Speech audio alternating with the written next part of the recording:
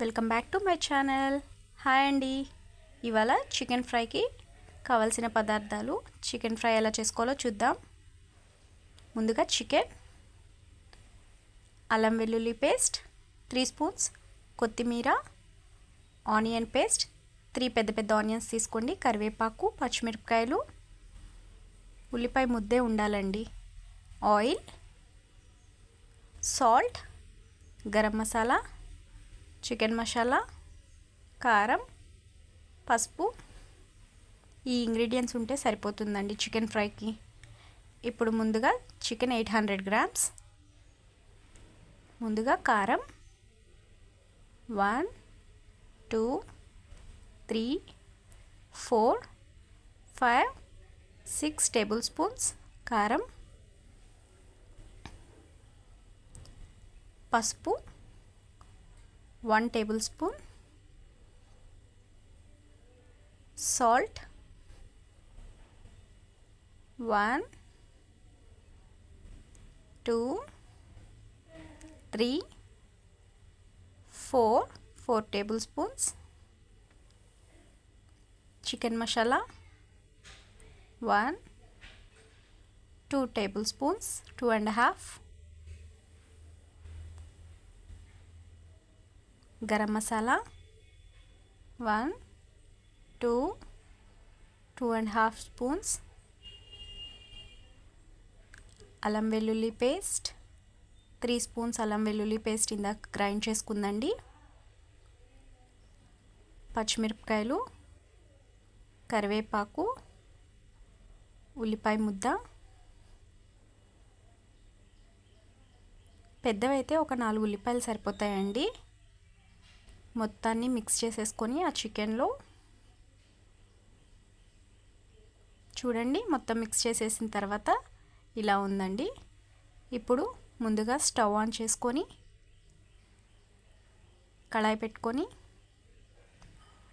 కళాయి హీట్ ఎక్కిన తర్వాత తగినంత ఆయిల్,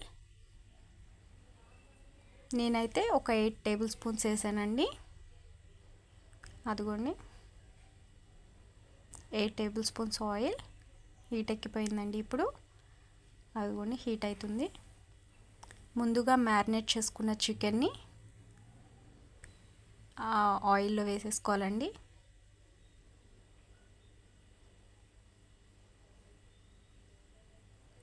ఇలా వండుకుంటే చాలా టేస్టీగా ఉంటుందండి. సాంబార్ అలాంటివి ఏమన్నా పెట్టుకున్నప్పుడు ఈ ఫ్రై చేసుకుంటే బాగుంటుందండి. చాలా అంటే చాలా టేస్టీగా ఉంటుంది.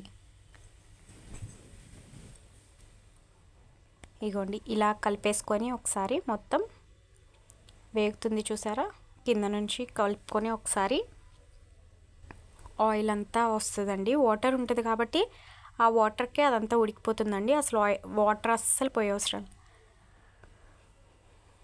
చూడండి. ఇప్పుడు అదిగోండి ఆయిల్ మొత్తం పైకి వస్తుంది, వాటర్తో ఉడికిపోతుంది. వాటర్ అస్సలు పోయొద్దండి, బాగుంటుంది, డీప్ ఫ్రై అయిపోతుంది.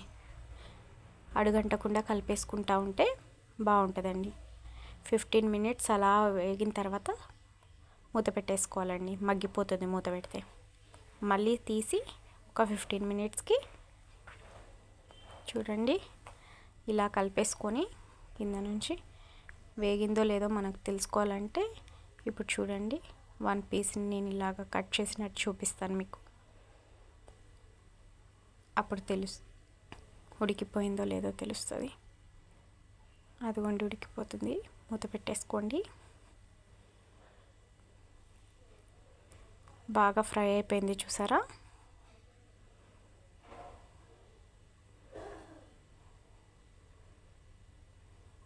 రోస్ట్గా కావాలనుకున్న వాళ్ళు రోస్ట్గా వేయించుకోవచ్చు.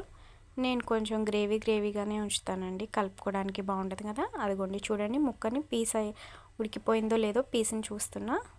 ఇలా అంటే ఉడికిపోయినట్టే అండి, అర్థమవుతుంది మనకి. అదిగోండి మొత్తం ఫ్రై అయిపోయింది.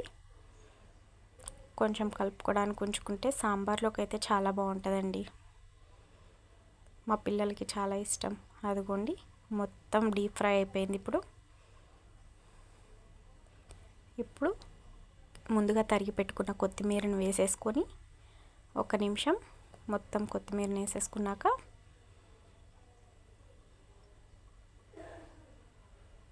మిక్స్ చేసేసుకొని 1 మినిట్